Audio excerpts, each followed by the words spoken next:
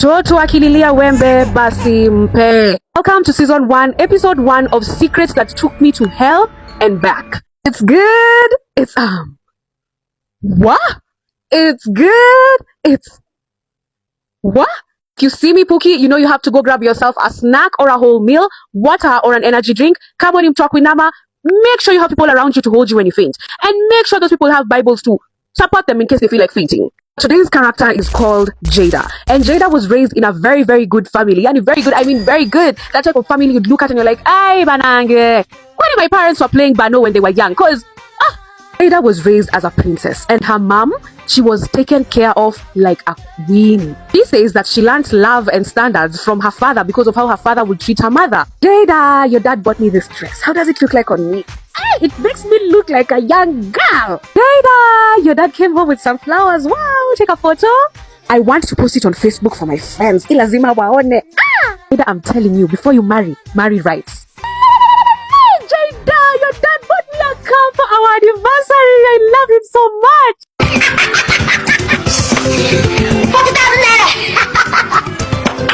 I'm rich. But in this marriage, there was hidden pain that the mom would highlight from time to time. Now, many are the times that when Jada's dad is giving a speech somewhere, he'll always say, "My wife is behind my success.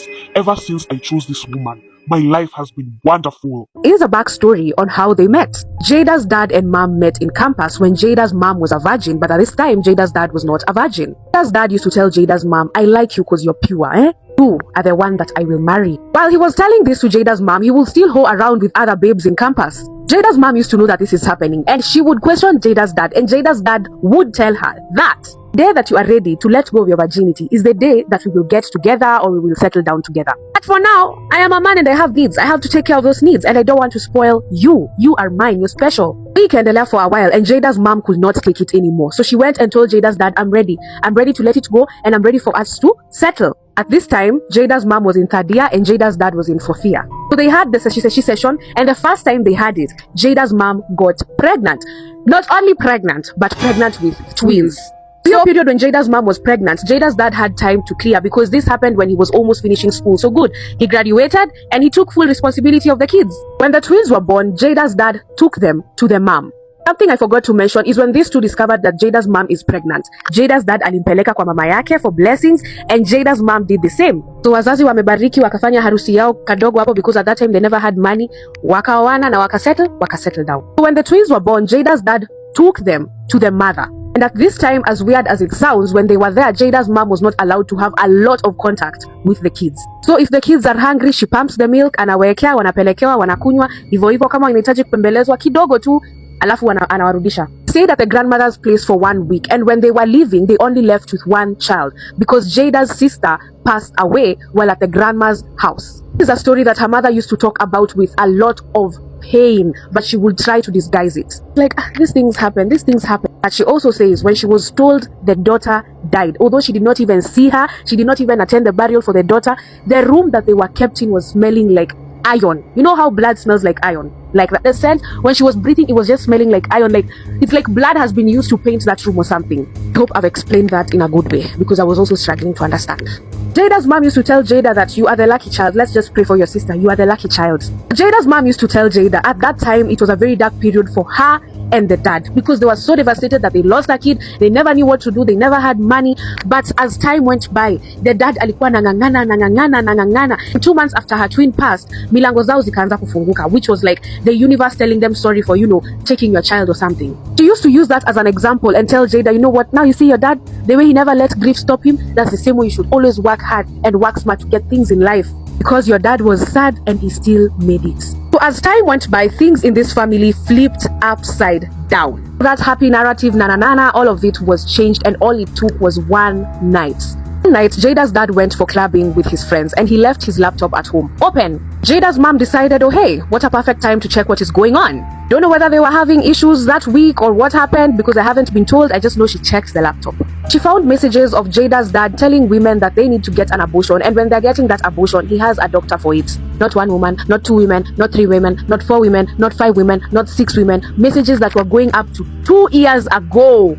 Jada found out about this information because that week after that happened, her mom was looking quite depressed, scared, na alikuwa anakaa kishtuka. Good thing Jada and her mom were close, and her mom opened up about what she found out, and she said she was scared of the man that she was living with. Jada really wanted to meddle, but her mom told her to stay out of it, and it was none of her business. That week after she opened that laptop, kulikuwa tuna vita kwa nyumba, shouting between the parents. Crazy. I wasn't even sleeping that times. She'd go to her friend's house, anakaa huko anamwambia, yo, the situation is bad at home. This is someone who has never seen her parents fighting, so what's going on? Next week, her mother started complaining about having a burning sensation in her body. Ile unasikia unachomeka ya ukweli. Wanaenda hospitali, hakuna kitu inaonekana. The dad is paying for bills, hospital bills, but nothing is being seen. Kidogo she's getting pimples under her eyes, macho inafungika, haiwezi fungua. When she tries to open, it's extremely painful. At times, you'd find her hitting her head with her hand like this. Sometimes she's talking to herself. Ikaka, she's screaming. At this point, no matter how bad home was, Jada could not go to school. She could not go to her friend's place. She could not go out with her friends because she was getting concerned. Because why was her mother starting to act crazy? That same week, her mother set herself on fire. Dad wasn't home. When Jada saw this, alikimbia kwa bafu kuchukua bucket aeke maji. Akiwa kwa bafu ajui kama ni kufaint, alifaint. She doesn't understand what happened because she woke up in her bed. She gained consciousness. There was a nurse there who was taking care of her. She asked to see and talk to her dad. Dad came. He was hugging Jada, trying to comfort Jada, telling Jada, you know what, your mom is in the hospital. She did not pass away, luckily. Jioni ikifika, the dad is telling her, yeah, unfortunately, your mom passed away. The thing about it, I don't know whether I'll be able to explain it well. He looked like he's in a mourning state, but he was oddly calm. They did the burial, but something that Jada noticed is the mom's mother, now her grandmother from the mom's side, was not at ease. Also the grandfather. Okay guys, after this, there are a lot of things that happened in between. I've drank my water. You go drink your water. Grab your Bible. Come back.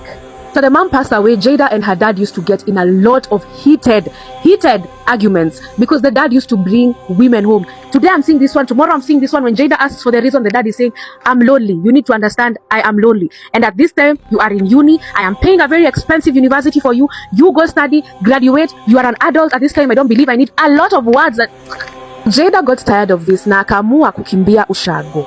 Not to her mother's ushago, but to her father's ushago. I don't know why. She says it's instincts. Now let's open a new page so that I can explain to you something that will help you understand this story better. Jada's dad had 3 siblings. He was the firstborn, followed by the brother, and then the sister, who's now the lastborn, and that's Jada's auntie. Middle child in this family, who's Jada's uncle, let's name him Brian.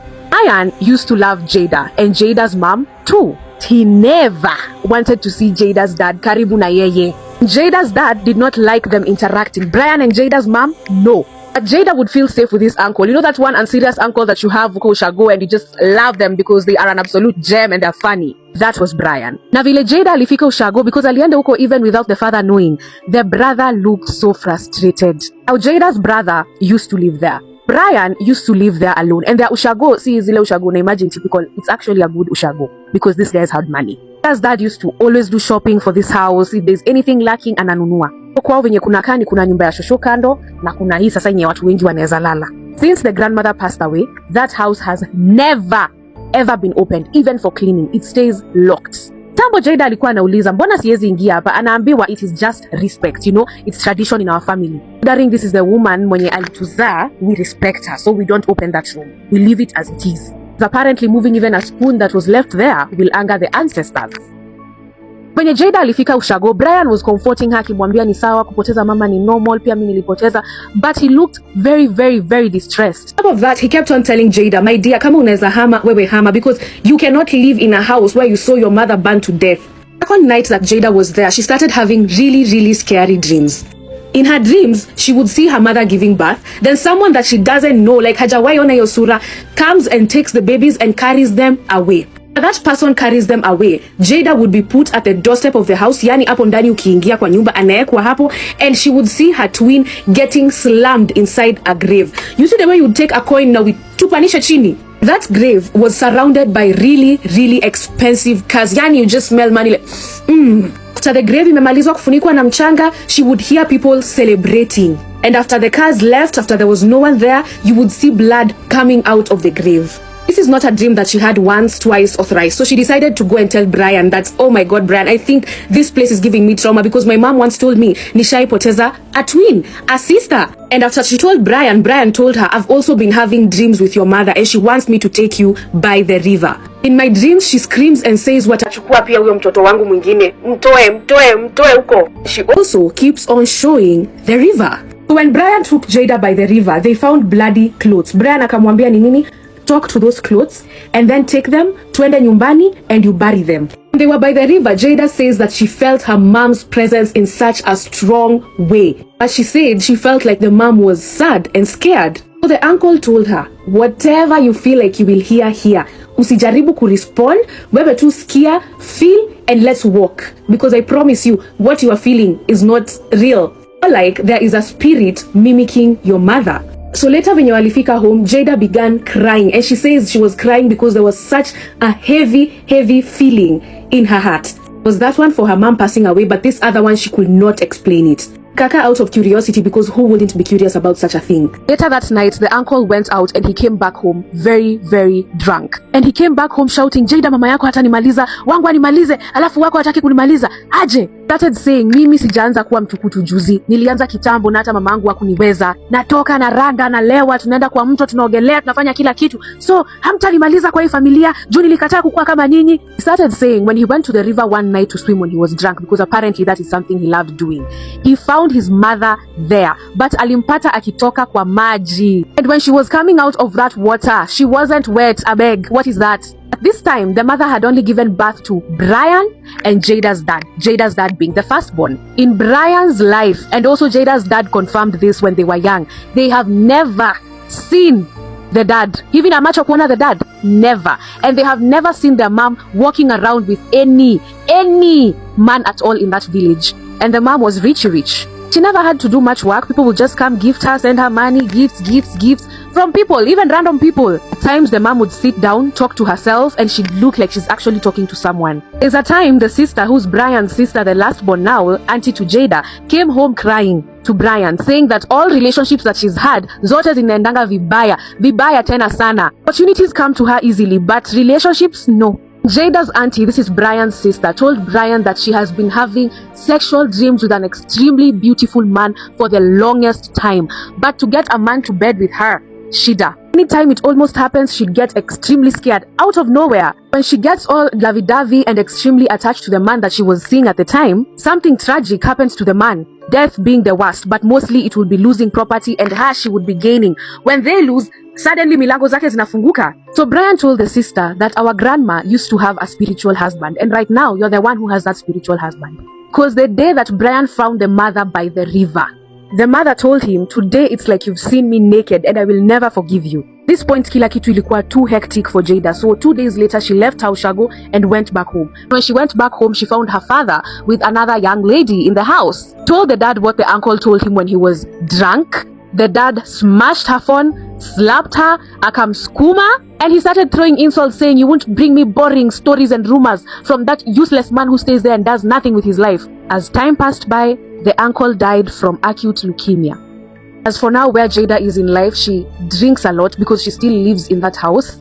And guess what? The young girl that Jada's dad brought back home is a virgin, and she's currently pregnant. Jada says every day after school she has to go pick shots and go back home drunk.